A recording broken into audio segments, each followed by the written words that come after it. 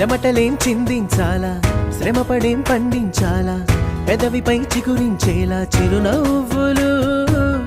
కండలను కరిగించాలా, కొండలను కదిలించాలా, చచ్చి చెడి సాధించాలా సుఖశాంతులు. మనుషులని పెంచే రుజువు, మమతలను పెంచే ఋతువు, మనసులను తెరిచే హితవు, వందేళ్ళైన వాడని చిరునవ్వు.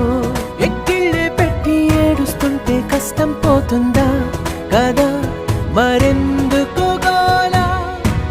అయ్యయ్యో పాపం అంటే ఏదో లాభం వస్తుందా, వృధా ప్రయాస పడాలా?